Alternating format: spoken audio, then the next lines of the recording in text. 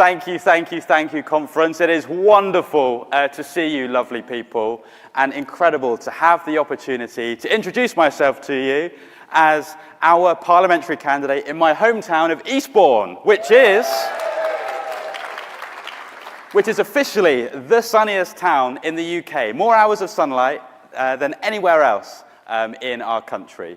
And it is an honour to be part of an incredible team of blue wall seat candidates fighting to take the Conservatives down at the next election. And my goodness, what a job we have. These three have been responsible for endless lies, incompetence, and much, much more. Folks, we need something different, radically different. So I'm going to try and put my money where my mouth is in my presentation style. And I'm going to try and ditch the lectern and instead do a presentation in the form of a pecha kucha. Now, pecha kucha is a Japanese term that literally means chit-chat. But in practice here, it's a series of 30 images, each on the slide, that move automatically after 30 seconds. So it means I'm going to be bang on my 15 minutes just for you. It also means, though, I'm going to need to keep up, and it's a race against the clock. An additional thing it means is that if you need to heckle or even applause, I need you to park it to the very, very end, because the slides haven't got any time for it. So I'm going to start with a story of something different. And it is about these two on the screen, and the little boy in the middle, Hezekiah and Elizabeth. They're from Lagos, and they moved to London in the 60s to study at university. And a practice that was pretty common for African and Caribbean families at that time was shipping your kids out to go and live with white families, often in seaside towns. It was referred to as farming. And they shipped their eldest child, farmed their eldest child, out to Eastbourne. And the foster mother, it's a kind of private fostering arrangement, was pushing a pushchair around with a black baby in it. And people across Eastbourne in the 60s were thinking, what on earth is going on here? And someone went to ask the question. And the foster mother explained the farming story. And the response was, I want one. And so she said, well, that's very interesting because the mother of this child is pregnant. And they might want to enter into the same kind of arrangement. So let me make a call and see what we can do. And cut a long story short, that baby ended up being farmed out to Eastbourne as well. That baby was my dad. And that interaction happened on a road called Kingston Road in Hampden Park in Eastbourne, which elected Eastbourne's first ever councillor of black heritage 2 years ago. And that was me, conference.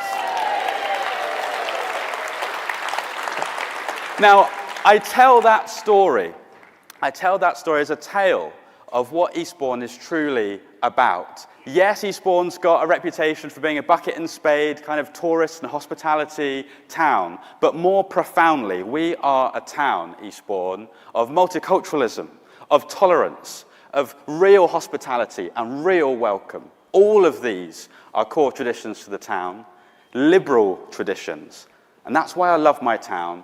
And that conference is why I am a liberal. Now, for some people, that isn't enough. I've had people say, but is Josh really Eastbourne? Or is he a British national, I got the other day? And when people say that, I say, challenge accepted. Who was born in Eastbourne District General Hospital? I was. Who won the cutest baby competition in Eastbourne in 1993 with that very photo? I did. And who was taught as a supply teacher by the current Conservative MP for Eastbourne? It was me. But something that really entrenched my liberalism is my working with young people in the East End of London, supporting them away from crime and towards employment. In conference, I work with young people who would say, Josh, I would deal drugs or steal bikes and use the cash I make to slip secretly into my mum's handbag week after week. These are young people who felt backed into crime's corner, conference, and that is not the mark of a liberal society that I think that we should be living in. And I think, for me, what was really, really pertinent, what made a lot of sense to me about the ways that many of these young people were acting, what really I related to was that we had some similar life experiences in our childhoods. No brushes with the law for me, but some of the young people came from really difficult home backgrounds, and so did I in some respects. At home, my mum and dad split up when I was young. They're both wonderful people. My mum's since remarried to a wonderful stepdad I have now. But in between, home was not always safe. Domestic violence was a common feature at home, abuse of all sorts. But I was lucky in that I had an incredible family who loved me. I had amazing teachers who believed in me. Some of them now deliver my leaflets. I also had an incredible community in Eastbourne that lifted me. But conference, what was super unfair about that, compared to the young people in gangs who I was working with, who had very similar experience at home, is that I was lucky enough to have the great community that rallied around me, whereas they weren't. Conference, I believe that no one's quality or course of life should be defined by that little more than brute luck. And I am a liberal, conference, because I want to reduce or indeed eliminate the role that luck plays in shaping people's courses and qualities of life. And for me, conference, the reason I'm a Liberal Democrat is because that is baked into our Constitution. Freedom from life defined by luck, freedom from attachment to conformity. I've fluffed up the lines from the Constitution. Freedom from poverty, conformity, or ignorance, that's the one. But we look at some of the luck, the bad luck that children, young people right now are being subject to. Schools literally crumbling. Youth services cut to the bone. And families struggling more than many have in our lifetimes. And there's so many folks up and down the country that in your communities, I know you know all about, who are struggling, who are having their freedom and their liberties constricted by the inequality that's plaguing our society. But the Liberal Democrats are offering something different. The Liberal Democrats are the only party, in my view, that are offering the innovation and the compassion and the solutions to tackle these issues head on. And what we're doing here at conference, what's happening in this room, all the fringes, is a classic example of that breath of fresh air that we're breathing into British politics. But I'm proud to be a Liberal Democrat because we are campaigning on the issues that matter. We're campaigning on the cost of living. We were the first party to demand a windfall tax that the other parties have since somewhat adopted. And in Eastbourne, we were the first town in the UK to declare a cost of living emergency, to unlock emergency support for those who need it most. I'm proud to be a Liberal Democrat because we're leading the charge when it comes to campaigning to fix the NHS. Remember Boris Johnson made that pledge? 40 new hospitals across our country. One of them was meant to be in Eastbourne, and we have seen no sign of it whatsoever. I've been in meetings with our Conservative MP who has tried to redefine what a new hospital is. It might be a new wing, it might be a paint job, it might be anything but a brand new hospital, and that is never their fault. Rubbish, conference. What's also rubbish is what's being dumped into the sea and our rivers across the country. And I'm proud that Liberal Democrats are fighting to stop the sewage scandal. We've got 94 gorgeous beaches, I'm sure that's more than Bournemouth, across Eastbourne. Yet we've got the water companies pumping sewage onto them week after week, month after month, and it's not good enough. But conference, we're calling for a sewage tax to show them who's boss. We're calling for a ban on bonuses for those water company fat cats that are taking our seas, our rivers, our lakes for granted. And I can share with you today, conference, that I am going a step further. Conference, I can say that I have approached lawyers to see if we can address this through the courts system. I want to drag Southern Water through our court system because if the government won't hold them to account, then maybe our justice system can. Watch this space.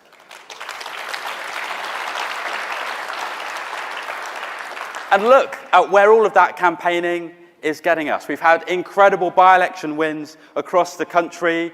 We have magnificent local election results earlier this year. Ed even got to appear on Loose Women, which is a career aspiration of mine one day.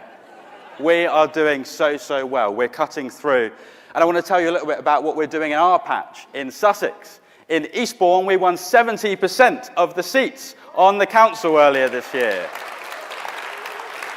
Next door in Lewis, James McCleary and his team abolished the Conservatives from the council there altogether. And in Wealdon, the team are now leading the council, having taken control of it away from the Conservatives. But I can tell you my favourite result was a county council by-election in the ward of Meads in Eastbourne. And everyone said, you can never win it. Meads has been Tory since forever. Well, folks, we won it. And not only did we win it, but Professor Tim Bale, the prominent political science professor who lives in Eastbourne, said, if you know Meads like I know Meads, you know that this is equivalent to an asteroid hitting the planet and destroying all life on Earth. Quote.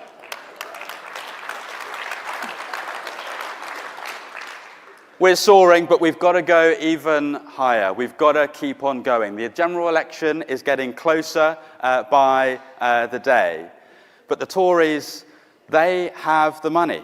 Although we have the team, we have the energy, they have the cash, and we've got to step up to the plate to overcome the riches that they're going to pour into all of our seats across the country. And so I thought I would share some lessons from my work combating gangs in the East End of London to try to combat the cabal that is the modern Conservative Party.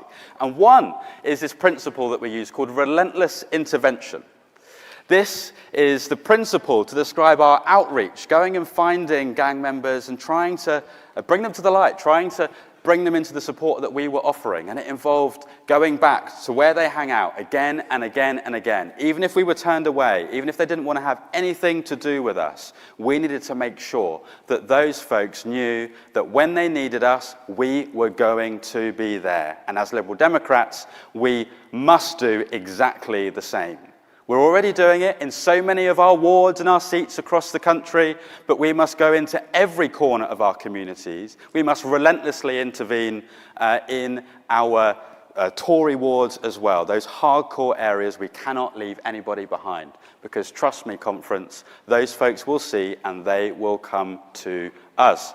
Another lesson from my work as a gangs worker is around credible messengers. Now, I wasn't always the best person to go and do street outreach, to find people, to bring them into the support that we were offering. I needed to find other people who were more credible, who could pass that message on. And barbers became a key ally. They often knew our young people better than anybody else in the community, and we're seeing the great stuff that they were involved in.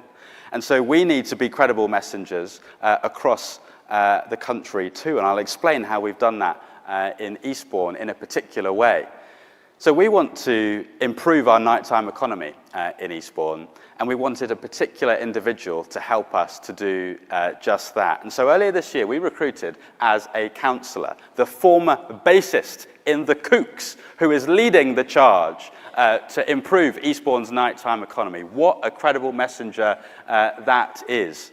But how do we apply that practically to what we're doing in our campaigning work across the country? Well, we need to diversify our teams even more. We need to make sure that as Liberal Democrats, whether activists or councillors or MPs, candidates, that we look like and reflect the experiences and the interests and the identities of all those across our country. And we have incredible groups within the Liberal Democrats, whether that's the Campaign for Gender Balance, whether that's the Campaign for Race Equality, or the Racial Diversity Campaign.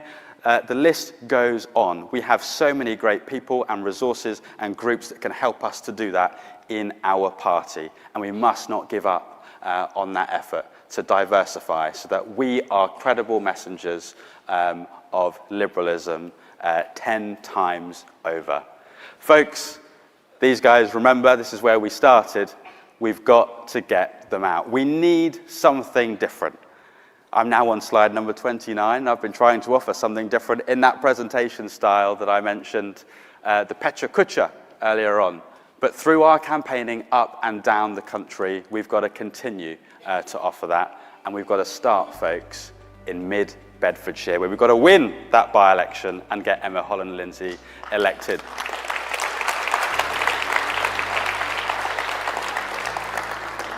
Final image back to Eastbourne. It is an honour, one and all, to have been able to speak to you and share some of my experiences and the story of my liberalism. It says a lot about Eastbourne, about our party, and about liberalism when a young, brown, gay man from Hampden Park, the site of the busiest food bank in the country, can stand before you as, with lots of work, Eastbourne's next Liberal Democrat MP.